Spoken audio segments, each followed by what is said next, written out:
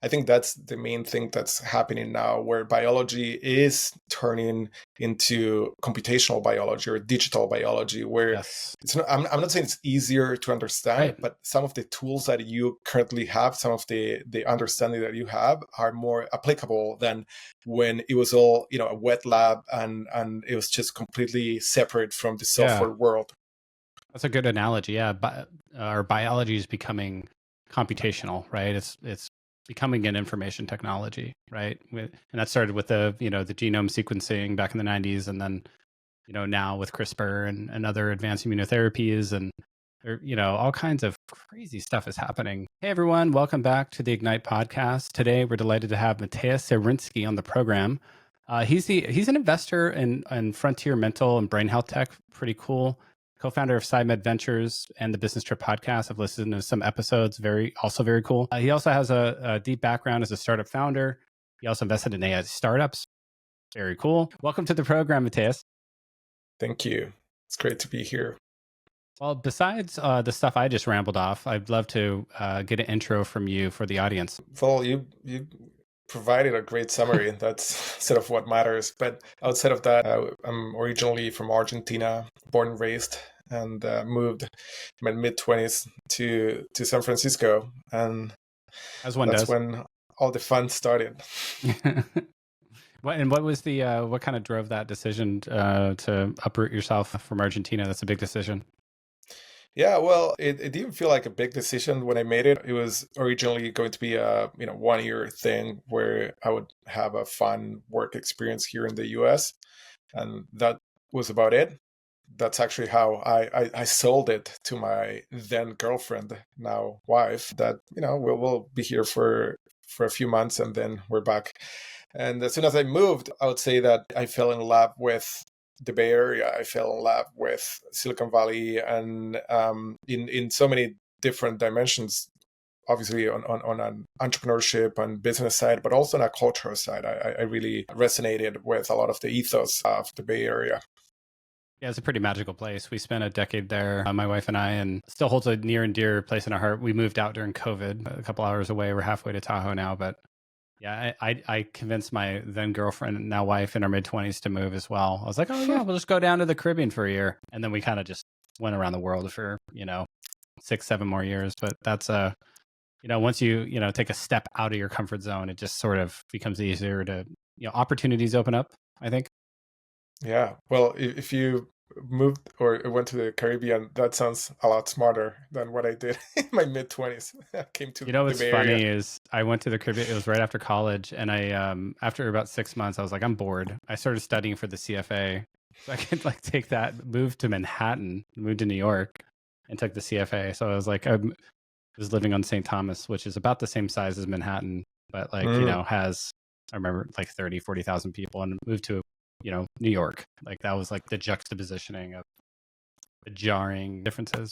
But so you landed in SF, but you moved without a job. What did you do first and second and third? I was working at PlayStation at that time. So sort of, gaming company, both hardware, software. I was in charge of, I was overseeing marketing for Latin America at that time. And it was a great experience. In hindsight, I think one of the things that I clearly didn't appreciate at the time was that, PlayStation is a company that integrates software and hardware into one platform. And in many ways, my days at Nvidia were a continuation of that, right? It's a platform play in so many ways. So that's what I was doing. And I would say that outside of this foundational experience with platforms that integrate software and hardware, the other thing that was my biggest takeaway is that the offices were in San Mateo, and I went from Argentina to basically being exposed to startups. Right off the 92, right? It's you just right on the other side of Foster City there. As you cross the bridge. I know exactly where that is. Yeah, exactly. Yep. And it was like drinking from a fire hose from a perspective of, oh wow, you can actually start a company, you can have an idea and get a little bit of funding or even bootstrap and give it a try. And I was in my mid-20s, as I said, and literally everyone around me was doing that, and I had no idea that that was possible. So in a way, I was kind of infected with the Yeah. entrepreneurial virus by Yeah. being here. I have a similar story. My first job was in the solar industry. I really wanted to work in solar when I moved here. I moved from Hawaii to San Francisco. I don't know why I left, but again, I was on an island. I was bored. So when I got to SF, I wanted to work in solar. So I took the first solar job I could find, and it happened to be in the old Twitter building in South Park, right in the epicenter of like VC and startups in SF. And so I'm in the old Twitter building. I'm like sharing an office with Instagram, and we're this like high flying solar startup, and we have more revenue than Instagram. We have 100 employees, and guys I share pizza with or whatever get acquired for $1 billion, just completely wild at the time. And that was my first exposure to startup crazy. Networks matter. Where you are matters a lot. The people you surround yourself by matter a lot. And I think, COVID sort of challenged some of those dynamics to a certain degree. Yeah.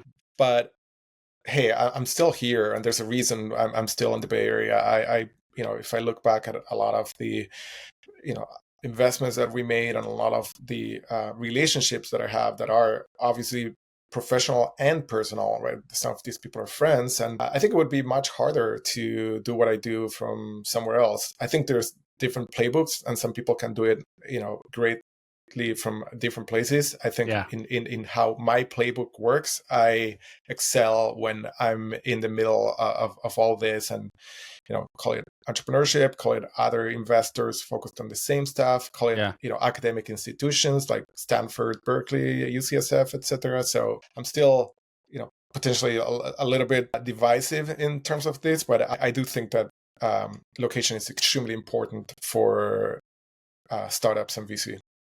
Especially startups, I think. As a VC for the last 4 years, I've done it all over Zoom. I started in COVID, and I just that's been the culture of Team Ignite from the beginning. I think, if I would have started Team Ignite in 2015 instead of 2020, I probably wouldn't have moved. I'd be like, no, this is just I need to be here, and I'm in the. But I've always done everything over Zoom, and now podcasts, right? And so podcasts has been great for me because I'm way out here, 2.5 hours from San Francisco, and I sometimes feel kind of isolated in terms of kind of the startup and VC community. Even though I'm only 2 hours away from SF, it's kind of it's a little isolating. And out here, nobody cares that I'm a VC, which is kind of nice. I'll tell people what I do, and they're like, "You mean like Shark Tank?" And I'm like, "Yeah, like Shark Tank. Like I play Shark Tank every day." But I kind of miss the random encounters that you can have in a tight knit place like San Francisco, going to places and events and just meeting random people. Yeah, there's no one way of doing it. I think that's the important part here. Everyone has their own, playbooks, and there's some, if you look at quote unquote successful VCs, they all have different playbooks. So it's just find yours. Like I went to a conference recently, and I won't name which one, but it was a big one. And lots of rich and successful people, and blah blah blah, and rubbing elbows with people and just talking to people, and ran into lots of cool people. But there's nothing like controlling my calendar. There's nothing like it. Like I can control exactly who I'm meeting. I know exactly who they are. Am I selling them? Are they selling me? What's everybody I meet is very controlled, and I kind of like that. I kind of like just knowing who exactly I'm going to talk to. Like doing this podcast with you, I knew a lot about you before I jumped on, and I wanted to do the podcast because you're interesting, right? And imagine I'm at some event and just running into random people that oh, you're VC, I got a startup idea, and it's not fundable at all, right? And then you have to do that over and over and over again. Anyway, that's just a little diatribe. But so you're at Sony, and then you transitioned to Nvidia. What was that like? Well, there was this startup this company I started in between those two things. So I was at PlayStation. Everyone around me was starting a company. So at some point, I was like, hey, I think I should also give it a try. And that was in the background where I was coming from. Both my parents are more like professionals, and my dad's doctor, and so the idea of starting a company was just so foreign to me. I had no idea that was available, and so by seeing that, I decided to give it a go. And thinking about opportunities, my wife, when we moved, she's recovering lawyer. And so she, after going to law school and working a little bit, she went back and to culinary school and became a chef, a cook. And so when we moved here, she was trying to figure out what to do, and there was this big disconnect between her idea and image of herself as an artist, right? Like someone that is an artist, and they're her creations were meals, and then you go to the market and basically you're chopping tomatoes at the back of a kitchen. And so I started thinking a lot about this disconnect, and that was the initial kernel for the company that we started, that's called Cookunity, which is a chef marketplace. So a place where all these amateur and professional chefs can go and post their meals, and people can order them. And so it's an alternative to unhealthy takeout. It's it's more affordable. It has this homemade feeling, and it's also giving a platform for all these chefs to do what they love. So that was kind of how I came into the startup world. Very starry-eyed, very consumer naive. low margin delivery business marketplace. Like, that sounds tough. I mean, if you say tough, I think you're being too kind. It's you like getting punched in the face brutally. Yeah, every day. That's how someone described. I got 1 0 in my portfolio in that space. The consumer delivery. Yeah, you're lucky. It's a tough space, man. Tough space. It's very tough. When we started the company, there were a few different iterations on the same idea, and they're all dead now. And so it was brutal. There were a couple in SF doing kind of the meals delivered. I don't know how they're doing, but there's one that broke out. You probably know them. Yeah, we, there were a few iterations of it. Our sort of idea is that, we were trying to decentralize the marketplace as much as possible. So, Airbnb is the best example, but we still provided a lot of the infrastructure. So it wasn't, pure marketplace. But ultimately, 11 years later, we're still around and the company is doing well. And, I think I can share much about revenue and stuff like that. But, there's some public information about raising, valuations in the hundreds of millions. And so, it's still a journey. And after 11 years, but after that experience, let me tell you, I did not want to start another food business. It's, I think the hardest thing you can do. Yeah. It's a tough business. That's why, 95% of restaurants fail. Maybe it's 80%. I was arguing with my wife about this the other day and we had to look it up. It's actually 80%. I said 95. She goes, I think that sounds high, but it was actually 80 within 5 years, something like that. And then, so you kind of go through this, and then tell us about the genesis of PsyMed Ventures. Yeah, Cookunity, after being in, the company Cookunity for 5+ years, I decided to take a different role, and I just didn't want to start another company, in food or anywhere else. And at the same time, I was completely, and I'm still completely in love with the idea of a startup as this like engine of innovation, creation, disruption in the world. And so I guess that, it is the coolest place to live and breathe, right? Like, it's either starting a company or investing in them is like the second best thing. Yeah, I completely agree. Yeah, because you're basically like the way it works, and this is so basic for people listening, but it's like there's a problem, and I'm going to use technology and business to solve it. That's it, for a profit, and then like that's startups, and it's really beautiful, actually. It's beautiful. It's chaotic. It's magical. It's non-linear. It has a lot of the most interesting things that happen in life, right? Which is adding this element of chaos and I sometimes wrestle with this as a VC. Like, I feel like I'm missing out on running a company now. But like, I'm in my mid-40s with 3 kids, and it's just like, I love investing in other people, but I kind of miss running stuff too, Yeah. Yeah, I don't. I think I got my fix. You got your fix? Nice. I think it's a very different role, right? It feels a little bit more like a coach type of role. Like a better at a horse track. I go pet the horses. And I'm like, are you a good horse? You a good boy? You a good boy? Okay. No, I don't talk to my founders like that. Again, there's all these different ways of doing it, right? Yeah. I think there's this figure of someone that's betting on what's the right horse or the right jockey. There's the other one that's like you're actually this one, reading. this horse does really well in like foul weather, like rainy weather. Like I don't know. It's probably we could tear that analogy apart, but yeah. So yeah, as you said, second best thing after being a founder, being an investor, and that's how I came into this world of VCs. Hey, I want to stay connected. I want to have skin in the game. So that figure is being an investor. And then the second part of the picture here is that why investing in mental and brain health. And as I was building my own company, I really, I had like my own personal mental health journey. Right. And then I was seeing all the founders around me really struggling with this. And I'm feeling like it was a big limitation for the capacity of all of us to be the best version of ourselves professionally and personally as well. And so I became really, really interested with mental health from a founder perspective. And then once I was at Nvidia, and honestly, I had a little bit more time to focus on some stuff that wasn't just, what was my, startup problems, I realized that this is the defining problem of our generation. The numbers are scary. 1 in 3 Americans suffer from a mental health disorders, and the numbers are not getting any better anytime soon. And so it was a little bit of a personal interest and a little bit of like, wow, this is such a big deal, and we're just not really thinking about it as hard and deep as we should be thinking about it.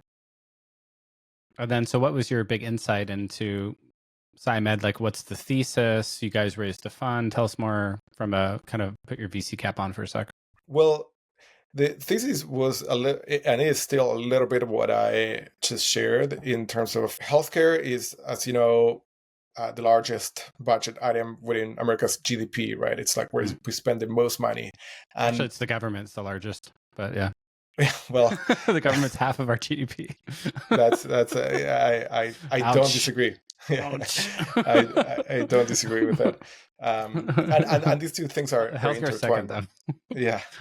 And these two things are very intertwined, right? Like in the sense of it's a highly regulated industry, and that's done by the government. Going back to the point, so within healthcare, actually, mental and brain health are the largest focus areas, or the largest areas. They're bigger than cancer, bigger than oncology, cardiovascular disease. Even it's just massive. And so most important part about our fund thesis is that we're tackling a gigantic problem. And then the second part around this is that what you said, startups and technology are some of the best ways to solve the largest problems that we have as humanity. And my personal view is that if we don't figure out all this mental illness epidemic, we're not going to make it as a civilization, as a society. It's as simple as that. And I'm not the first one to say this. Elon Musk and many others have said the same. And so we think it's such a good place for... but at the cost of so much human suffering, which is avoidable. Right? Well, like, maybe not, right? Like, there's a Fermi paradox that you may have heard about in terms of why. Yeah. And so explain the Fermi paradox for anybody that doesn't. Well, it's this idea. This guy Enrico Fermi asked, if there's so many galaxies, so many planets out there, why we haven't encountered other civilizations? And he goes through a bunch of potential explanations for why we haven't encountered or made contact with other civilizations. And one of them is that once a civilization reaches a certain point where we can distract each other, which is like find ways of completely eliminating the civilizations, right? The nuclear wars. The big walls in front of us, right? Yeah. And so we hope it's behind us, right? The big filter, is behind us, but it could be in front of us too. Yeah, maybe that filter's AI. That's It used to be nuclear, the one that was quite obvious, and now it's AI for sure. If we don't figure out this mental health part, all those things will become a lot more present and acute. So that is the initial kernel for the fund. And then the other part that's worth mentioning, and I'm curious on your perspective as an investor here as well, is that I truly feel like we are in this century of biology, in the sense of the most interesting things that are happening in terms of innovation are pretty much in the realm of So many cool biotech things yeah, happening right now. Like, I wish I knew more about it. I wish I would have got a science undergrad instead of a finance undergrad, because I do a lot of fintech and B2B SaaS. But like, I'll go meet with a bunch of YC companies, which I'm doing right now, and I'll meet with the biotech ones, and I'm just like, gosh, this is super cool. You're like curing cancer, or you're training the some new immunotherapy, or just so like Yamanaka factors, right? Like, yeah. you know, making cells young again, and there's just so many cool things. I think there's so much research and cool discoveries happening, and they just kind of keep compounding right now. So the next 5 or 10 years is so exciting in that area, and I just need to get up to speed on it. But Well, the good news for you and for many other investors that are more used to software is that I think that's the main thing that's happening now, where biology is turning into computational biology or digital biology, where yes, it's not, I'm not saying it's easier to understand, right, but some of the tools that you currently have, some of the understanding that you have are more applicable than when it was all, a wet lab and it was just completely separate from the yeah, software world. that's a good analogy. Yeah, our biology is becoming computational, right? It's becoming an information technology, right? And that started with the genome sequencing back in the 90s, and then now with CRISPR and other advanced immunotherapies, and all kinds of crazy stuff is happening. And so I'm excited. I'm waiting for my weekly stay young injection. I was talking to somebody about this, right? Everybody's like using Ozempic, semaglutide. I'm on it too. Like a bunch of people I know. I had to lose some weight. I'm in my 40s, but I'm paying like $300 a month for it. And I was asking some friends and family, was like, how much would you pay to like take a weekly injection and stay young, like be like 25 or 30 years old for the rest of your life? Well, and then it's like the whole ethical thing, like, oh, I don't want to die, I wouldn't want to die. I'm like, no, you could still like just stop taking the injection. Like anytime you want to die, just like stop taking the injection, you'll start getting old again. But like, how much would you pay? And like, the market's huge, right? There's 8 billion people, and probably 3 or 4 billion can afford to pay some amount of money per month. I mean, the market's, it'd probably grow GDP of 40-50% overnight. Just if you could just inject yourself and just be cognitively and physically fit and just useful again. I Yeah, think people would yeah. pay thousands of dollars a month. Yes, I agree. And then it's like, what would that even enable as a different way of living, right? And so it's, not just like what you would pay for that track, but like what that would enable in terms of, increased productivity of companies, right? Like all of Yeah. a sudden you have companies that have, employees that have been compounding knowledge for 100 years or whatever, and they're as, sharp as day one. And so that would increase the GDP even more than like what do you pay for the drug. Well, it's the So old phrase in science, science advances with each funeral. one And it's funeral at a yeah, time. one funeral at a time. Yeah, exactly. And I love that, because the I old love it. scientists kind of just get brittle and stop advancing, and the young whippersnapper 30-something grad student with fresh ideas comes along and discovers lots of stuff. But so talk us through the fund dynamics. Or as much as you can, like how big the fund was, how many investments did you want to make? It sounds like it was a pretty generalist fund, but how did you just walk us through that? Yeah. So we're currently investing out of Fund One. We had what I call a Fund Zero, or proof of concept fund before this, and then the current fund is a $16 million fund, roughly 70% deployed. So we're still very actively deploying, but we're Oh, nice. also kind of ramping up, the thinking about Fund Two and things like that. And the fund has pretty much. When did you do your close, your first close and final close? We did the final close in 2022, so Nice. spent it's going to be 2.5 years roughly of deploying, and we Yeah. took our time, right? Like Yeah. we're not in a rush to deploy. We're just Not focused. 2021 anymore. Like deploy everything in 9 months, raise another fund. No, I mean, you know this as well as I do. The name of the game in VC is invest in the best companies and have amazing returns. It's not like playing the management fee That's what I actually game. tell people, how easy VC is. It's really easy. You just have to invest in the best companies. Yeah, It's that's as it. simple as that. Like just don't invest in bad companies. And Yeah, I think the hardest part of being a VC is like saying no to 99.8% of what you see, right? That's the hard part. Because yeah. there's so many things that are just kind of like almost perfect. Like almost. How many investments are you making in the fund? 20 investments is the Wow. target. Wow, so you're So pretty concentrated. pretty concentrated. Obviously, because we're focused on Very brain and very mental specific health. space. Yeah. Yeah, yeah. So in a way, we can afford to be more concentrated because of the dynamics of the market, and also, and this could be my own hubris. We understand kind of like better what works and what doesn't because that's all we do. We wake up and go to bed thinking about this market, and so we can afford to even start conversations with founders with a lot more background knowledge than if we were a generalist fund. And we have Yeah. other disadvantages, right? Like we can talk forever about specialist versus generalist funds.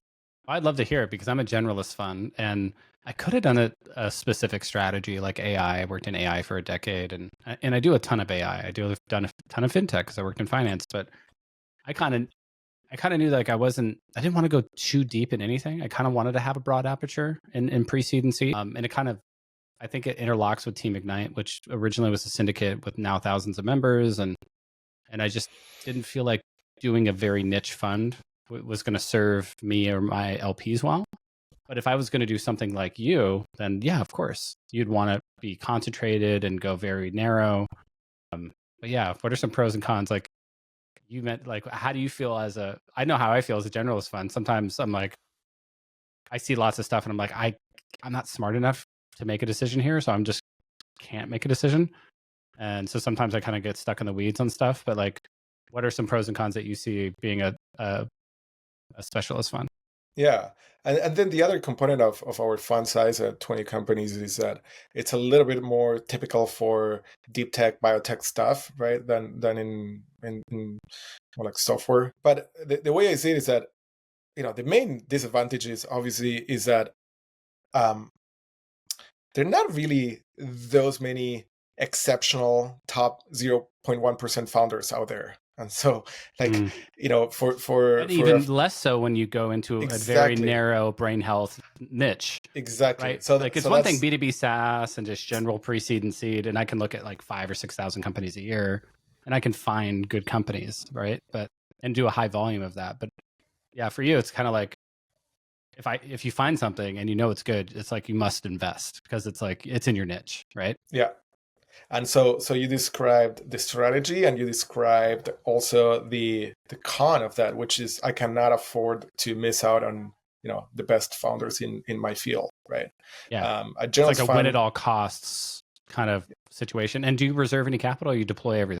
for follow-ons, we reserve some for follow-ons. We Okay. reserve 25%, so Okay. not a lot. Yeah, I mean, I think one way is okay, invest at all costs. I think as a small Have you had any fund, we situations like that where you're like, this is the best startup I've seen and I must invest in this? It's like perfect for us. It's a perfect match to the thesis. I think this is like a top 1% founder. And then it's like hard to get in.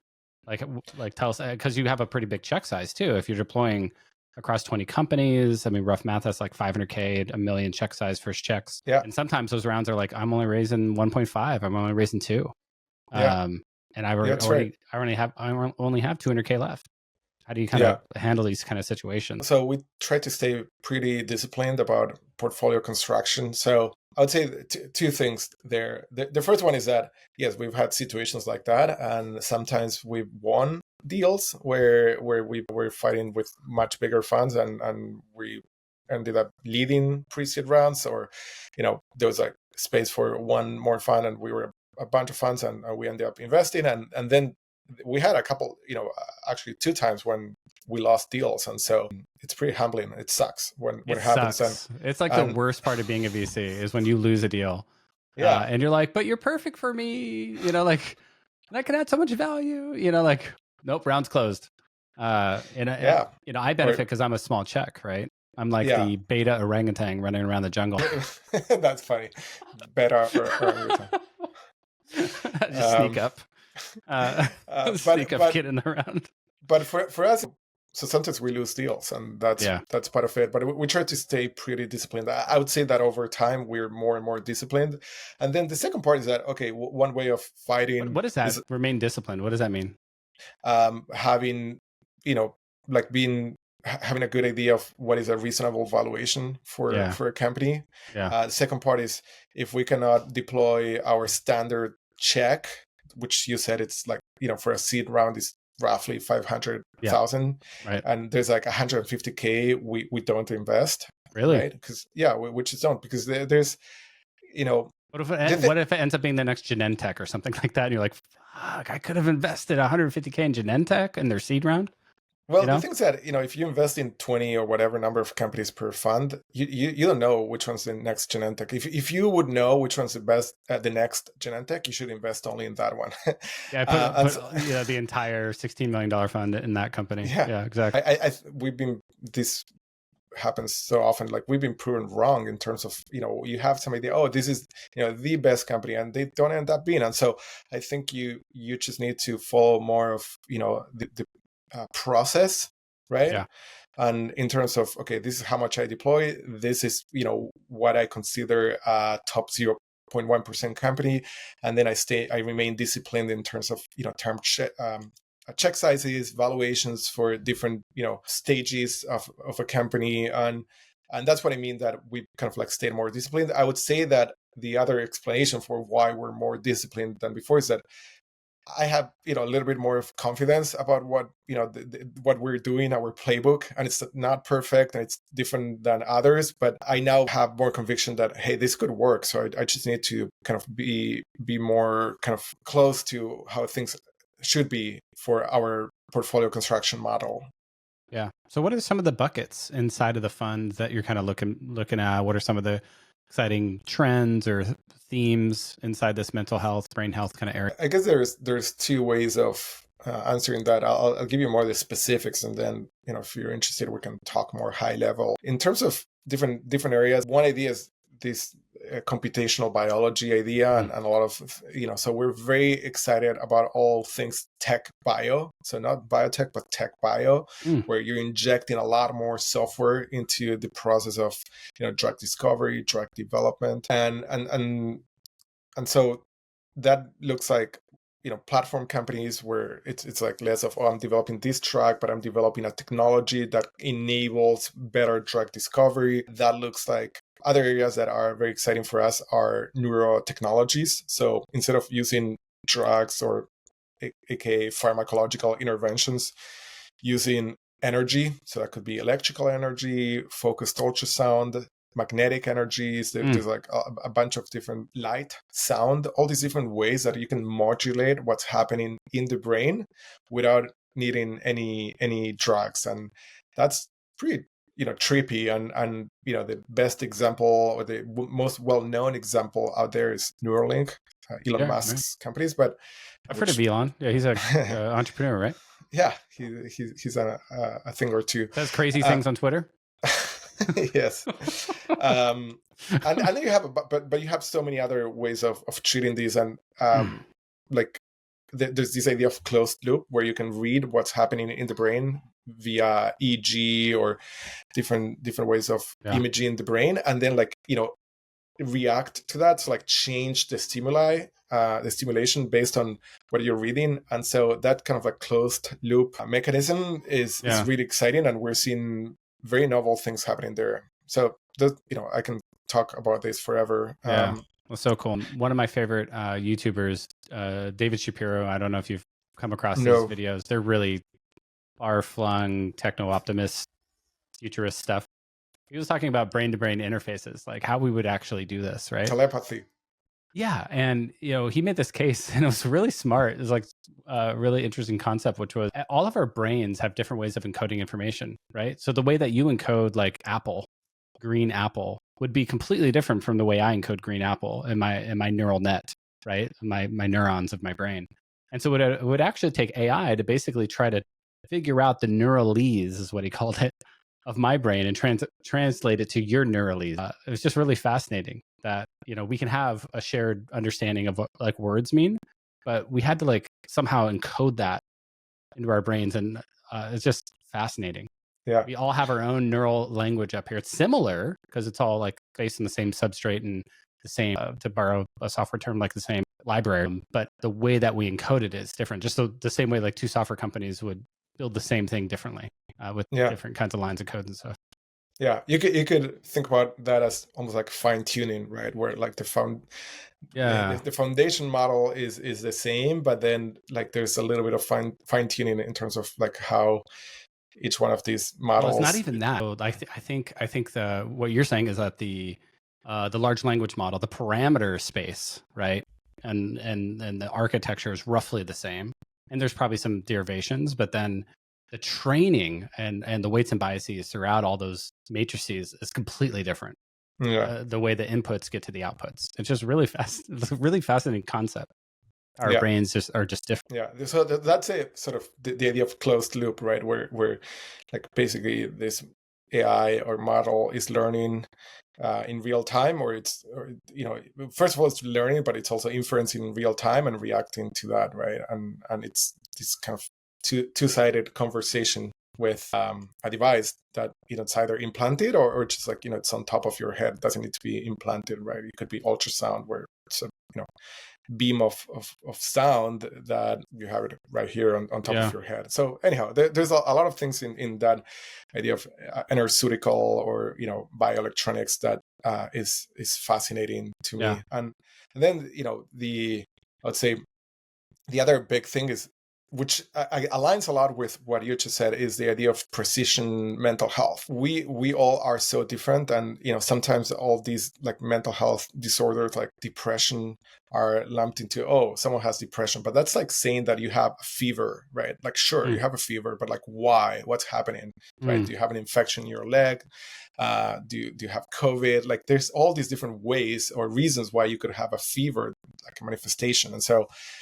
Based on what's going on, they will give you a different treatment for your fever. And today, we just don't have that for mental health, right? Where for depression, you get an SSRI, and it's sort of the same for everyone. And so being able to better understand the biology of the disease for each specific person, I think will be a game changer.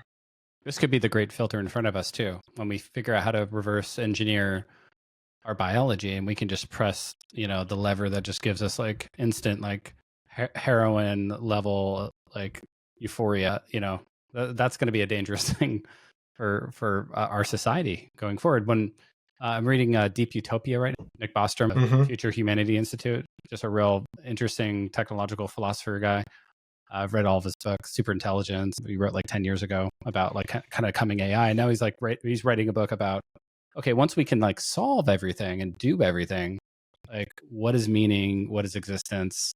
And I think a potential trap is we end up like all the guys on the spaceship of Wall-E, just kind of sipping our big gulps and kind of just completely soft and not interested in anything. And you can almost see it now, right? With scrolling through social media trying to get to the bottom of the internet, right? I have kids and I watch them, and I watch the difference when we get them out of the house, get them out of their comfort zone, get them on a camping trip, get them away from their devices, right? These are teenagers versus how we grew up, right?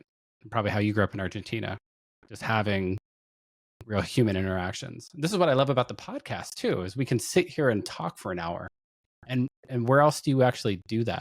It's hard to find that time. Yeah, well, there's very much in line with the book you just mentioned. There's the book by a fellow venture capitalist, Albert Wegner. It's one of the guys at USV, Union Square Ventures, and the book's called The World After Capital. And basically, his main point, which has been postulated a few times, is that in the future, and a little bit even today, the most scarce resource, it's not capital, it's attention, right? Which is what we said. And with this sort of completely new paradigm in terms of what is the most scarce resource, there's a whole new set of challenges that we face as a civilization, which is related to like social media, and it's related to if you don't need to work to have enough to survive and to live, like what do you do with your time? Where do you put your attention? And I do think that a lot of what we do at PsyMed is very much related to that, right? Because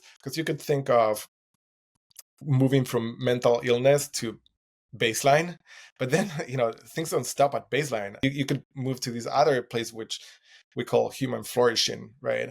And the longevity example you gave it's perfect, right? Like a lot of the longevity field today is focused on how can we solve this specific disease, but the end goal is not to solve one disease, it's to like help people live longer, healthier lives, right? And so I do think that hopefully a lot of the things that we're supporting now that are very much focused on mental illness will move into a place where they're also used for all of us to heal and live healthier, fuller lives that are not consumed by social media and a bunch of things that are not really helping the world be a better place. Yeah, and I think that's going to be one of the big challenges in the next decade, as the society is like kind of wrestling with that post-scarcity kind of transition of like robots and AI running around. We've reverse engineered our aging processes, our tech bio is what you called it. I'd never heard that. Reprogramming our reality, from atoms and bits all the way down to our DNA and our molecules and cells. So kind of crazy. So what are you excited about over the next 5 years in your space? Oh man, I'm excited about so many different things. I think that the thing that I'm the most excited about is what I sort of teased, this idea of like human flourishing. I really want the conversation to move from we have a mental illness epidemic to a conversation of we all of us may seem like we have okay lives, right? Why stop there? Why not have the ability to focus on something with 150% our capacities for a specific period of time, and then like move to something else?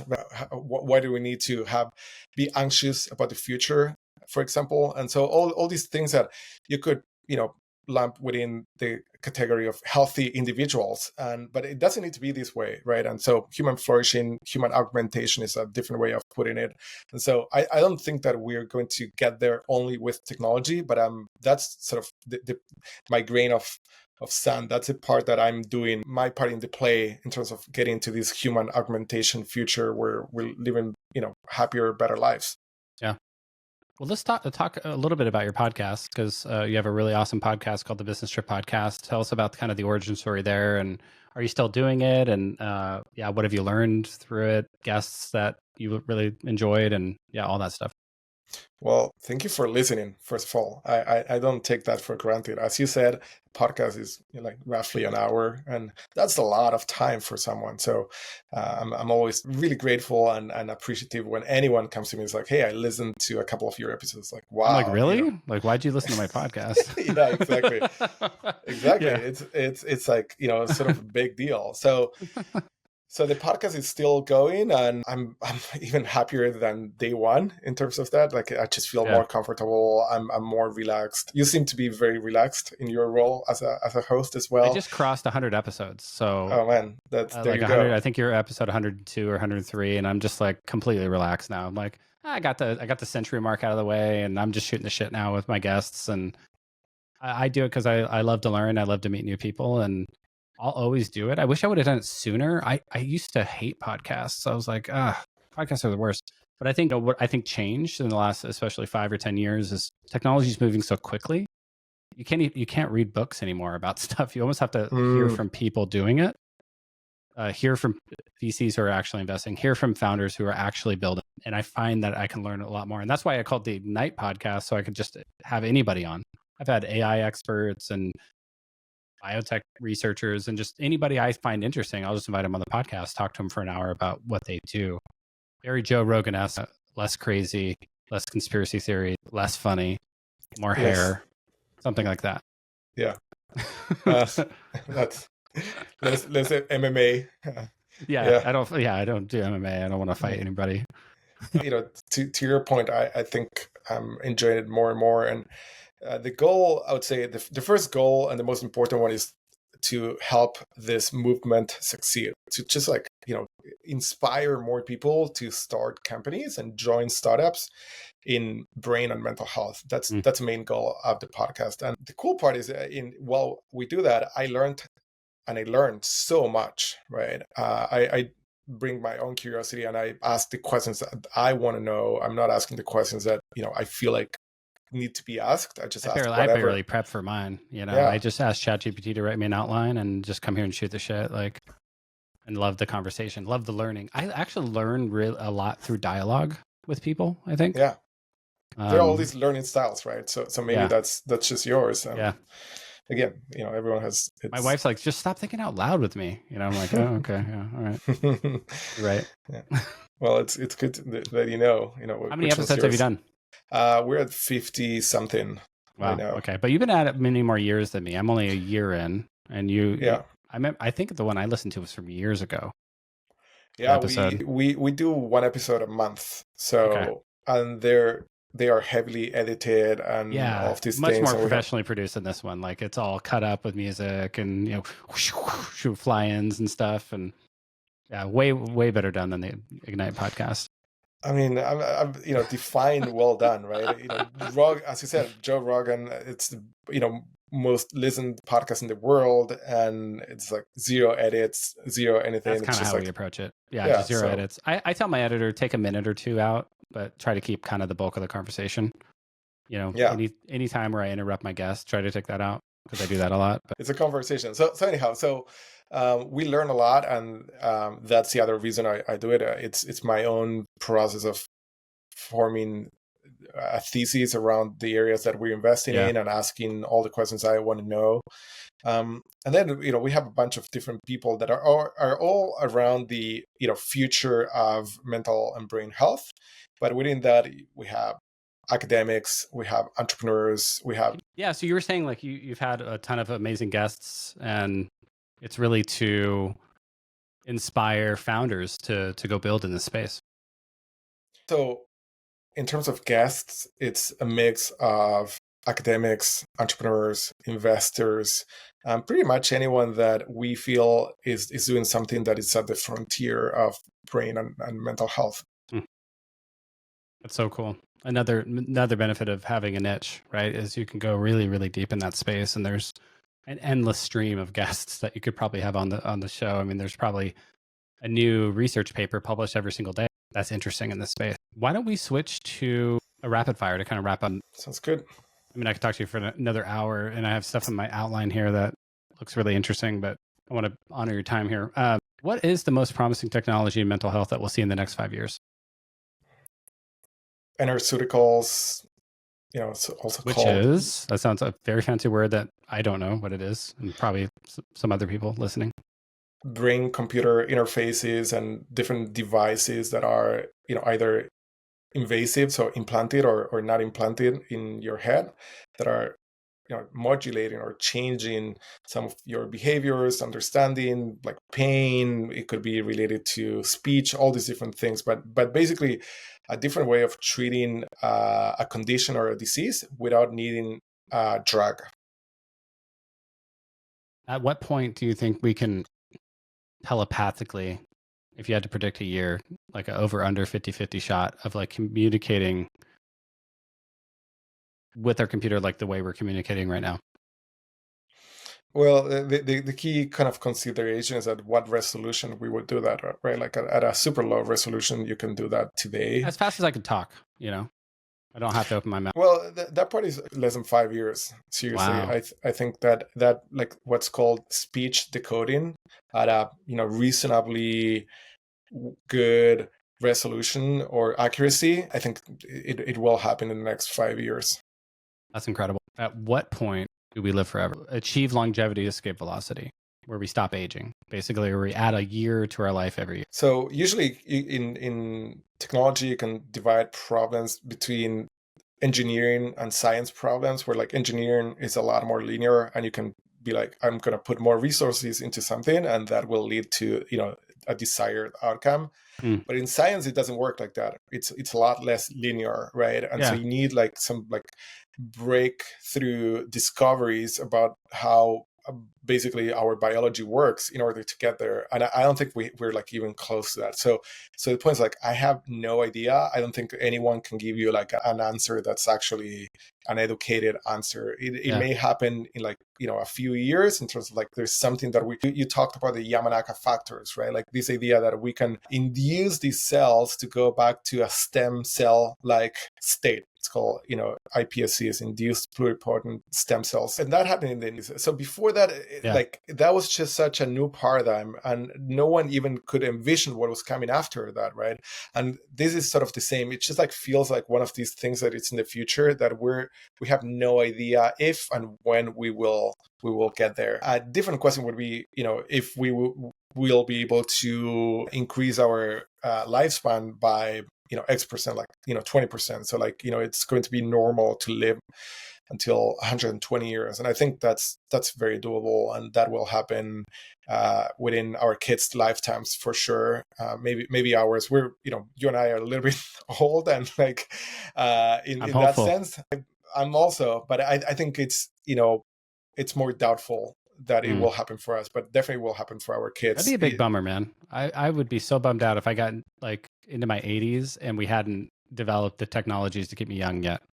I would be like really, really disappointed and shocked probably, just given all the progress we're making and how exponential everything is. And that would be crazy. Back to the Yamanaka factors, I was watching this talk given by one of the researchers down in San Diego, and he was showing all these, before and after mouse studies, right? Where they induce aging into the mouse and then they give it the Yamanaka factor treatment, and then basically the mouse is healthy and young again. And I was like, wow, they can do it in laboratory animals already? What is the bridge, or how long does it usually take once we prove we could do something in a mouse? Like, how fast can it get to humans, or how fast does that normally take? The translation may be perfect, it may be imperfect, or it may be like horrible, right? Where there's so many things that we've figured out in mice that hasn't translated at all into humans. What are some other things like we've totally nailed it in a mouse study, but we cannot translate it to humans? Any famous examples? Everything around rejuvenation is one example of that, right? So it could be around reprogramming cells, and it could be around restarting what's called the plasticity window. So like the idea of neuroplasticity, and it's much kind of active in our younger days, and then after our 20s, it's a lot harder to have neuroplasticity, and so so we've done a lot of that in mice, and we haven't done it in humans. There's a bunch of things that we've done in mice. Another good one would be microbial therapeutics. Like we've been able to modulate the gut microbiome of mice in ways that are absolutely amazing. And so far, we haven't really been able to translate that into great therapeutics in humans. Let's take the flip side of the coin. What are some famous examples of treatments that have been very successful in humans that were first successful in mice? Is like mice like usually the first stop? Yeah, all of them. It's usually the first stop. There's like, I think there's only one drug approved in the market that didn't have like mice studies. Only one. So we everything that's been approved by FDA, like it's been done in animals, and within animals, like, usually mice are there. That's what like kind of like that phase 0 kind of study, before you apply to phase 1 or whatever. That's incredible. What book has had the biggest impact on your thinking? I would have to go with Viktor Frankl's Man's Search of Meaning, which is really made me focused on living a life based on purpose, and kind of not so much focused on immediate gratification. Yeah, I love that. I need to go reread that. We've been doing family book club, so that's a great one for. That's a good example. I have a 2-year-old, and I really think about, okay, when am I introducing this book to him? Yeah, my kids are 14, 12, and 8 now, so they're all kind of old enough to read with me, which is fun. Besides what you invest in, if you could invest in only one sector for the next decade, what would it be? I mean, wider biology stuff. So we're focused on brain and mental health, but where I see so many exciting things that I'm like, oh my gosh, I wish I would be a little bit wider, is in other really weird shit about biology, and it's not even human biology. Sometimes it's like synthetic biology or like plant biology, all these different things of like basically reprogramming or kind of applying some of the principles of compute for living systems. Very cool. What's one piece of advice you'd give to aspiring entrepreneurs in mental health tech? Figure out who you are and who you're for. I think one of the biggest sort of mistakes that I see entrepreneurs do is that they're sort of building a company, and that company, the product means a specific business model, and that specific business model means that you need to go through a specific channel, and that channel and all those things combined basically dictate if this is a venture backable company or not. And there's nothing wrong with not building a venture backable company, but you need to have coherence within all of those things. And I think I see so many disconnects there. So figure out who you are and who you're for. And then last question, what's the best piece of advice you've ever received? When tired, rest, not quit. It's sort of simple, but those days that I'm struggling or I'm having sort of life gets too overwhelming, kind of burnt out or whatever. Yeah, I'm like, okay, I just need to rest a little bit, and then go back and fight again. I love that. Where can folks find more about you, your podcast, your venture capital firm, all that stuff? I'm on Twitter, on LinkedIn. So on Twitter, at Matias Sere, Matisere. Our fund, it's called PsyMed Ventures, and the podcast is Business Trip. So you can find us on all the socials and stuff like that. And yeah, please, drop me a note. My DMs are open on Twitter and LinkedIn as well. And I always want to hear, especially about listeners of the pod and anyone that's building a company in the field. Either I can get involved or I can point people at the right resources. Do you press accept on Twitter when the message comes? I have to press accept. So they're kind of semi-open, right? It's not like just anybody can message you. That is, well, there's a way, through Sales Navigator or whatever that LinkedIn has. But I just accept anyone that writes a question. Yeah, that makes sense. And drops me a note. I've gotten to the point on LinkedIn where I can't even get through my stuff anymore. I just have my assistant do it. That makes sense. Yeah, probably have the same as a VC. It's just like so many messages and connection requests coming at you. I'm just like, just look through it and see how we can help. Like, just let me know if you get stuck. Yeah, literally. Yeah, I still accept everyone. I just you never it's serendipity, right? Like you never know where the best company and founder is going to come from, and so I've invested in many cold outreaches. Yeah, all the time. I'm like, oh yeah, that looks great. I just invested in one cold outreach. I was like, yeah, this is great. Invested, and then he got into YC. So I got in at like the pre-YC valuation. That's amazing. So that's great. But yeah, thanks so much for coming on the program. I could have talked to you for another hour or two. I say that with almost all my guests because all my guests are amazing like you. Thank you so much for coming on. Thank you, Brian.